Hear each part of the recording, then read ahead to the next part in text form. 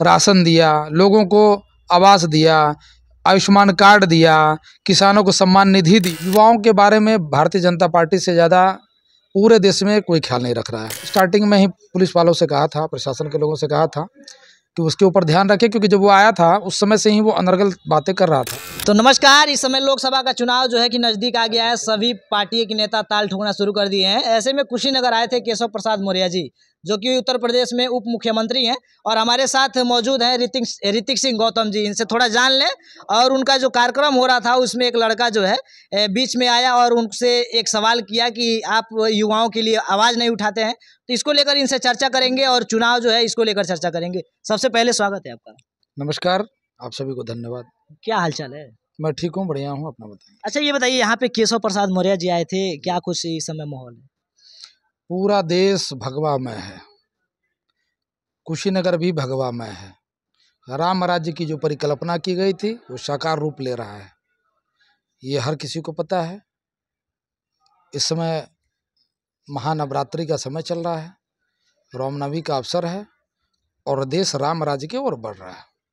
अच्छा, जब केशव प्रसाद मौर्य जी प्रेस वार्ता कर रहे थे तो बीच में एक लड़का आके कह रहा था कि युवाओं के लिए आवाज़ नहीं उठा रहे हैं, इसका विरोध करेंगे, और हलचल भी मच गई थी। क्या कुछ कहना चाहेंगे? वो लड़का, मैंने स्टार्टिंग में ही पुलिस वालों से कहा था, प्रशासन के लोगों से कहा था कि उसके ऊपर ध्यान रखें, क्योंकि जब वो आया था उस समय से ही वो अनर्गल बातें कर रहा था और मुझे लग रहा मदिरा पान किया था। युवाओं के बारे में भारतीय जनता पार्टी से ज़्यादा पूरे देश में कोई ख्याल नहीं रख रहा है। पूरे देश में इस समय लोकसभा चुनाव में भी सबसे ज़्यादा युवाओं को टिकट भी भारतीय जनता पार्टी ने दिया है। रोजगार के अवसर भी भारतीय जनता पार्टी ही सबसे ज़्यादा दे रही है। ये आप आंकड़ा उठा के देखेंगे तो स्पष्ट हो जाएगा। तो यह हुआ मदिरा पान किया हुआ था, या यहाँ पे विपक्ष का कोई प्रत्याशी तो दिख ही नहीं रहा है। विपक्षों ने डम्मी प्रत्याशी उतार रखे हैं। तो ऐसे स्थिति में विपक्ष हताश है, तो किसी न किसी को कार्यक्रम को खराब करने की कोशिश के तहत इस तरह की चीज़ें करवाए जा रहे हैं, और कोई बात नहीं। अच्छा, एक तरफ जहां मोदी सरकार कह रही है कि 400 पार इस बार, और जो है कि आपके विपक्ष पार्टियां कह रही हैं कि अगर ईवीएम मशीन को हटा दिया जाए तो सारा खेल बीजेपी का खत्म हो जाएगा। पूरे संसार में कोई भी ऐसा इंजीनियर आज तक दावा नहीं कर पाया जो ईवीएम मशीन को हैक करके दिखा दे। और ये हताशा और निराशा है पार्टियों का, क्योंकि जनता उनके साथ है नहीं। सारी जनता भारतीय जनता पार्टी के साथ है।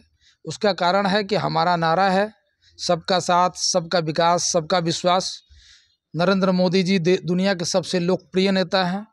नरेंद्र मोदी जी की गारंटी जो उन्होंने कहा किया।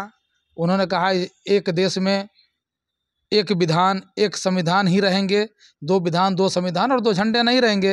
और आप देखिए, उन्होंने 370 हटवाया। उन्होंने वादा किया राम मंदिर बनवाएंगे, उन्होंने राम मंदिर बनवाया।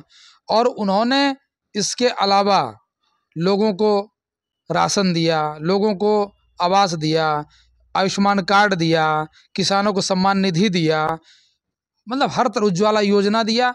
हम हर चीज़ उपलब्ध करा रहे हैं। जनता भारतीय जनता पार्टी से प्रसन्न है और राम राज्य की तरफ बढ़ते हुए इस देश में जनता को लग रहा है कि मोदी जी हैं जो इस देश को परम वैभव पे पहुंचा सकते हैं। पूरे देश की जनता नरेंद्र मोदी जी, भारतीय जनता पार्टी, योगी आदित्यनाथ जी के साथ है। अच्छा, यूपी में कुल कितने सीटें आ रही है आपकी? उत्तर प्रदेश में आपको याद होगा, पिछले चुनाव के बारे में याद होगा, हमने नारा दिया था कि अब की बार 300 पार। और भारतीय जनता पार्टी कितनी सीटें पाई? 303, याद है ना आपको?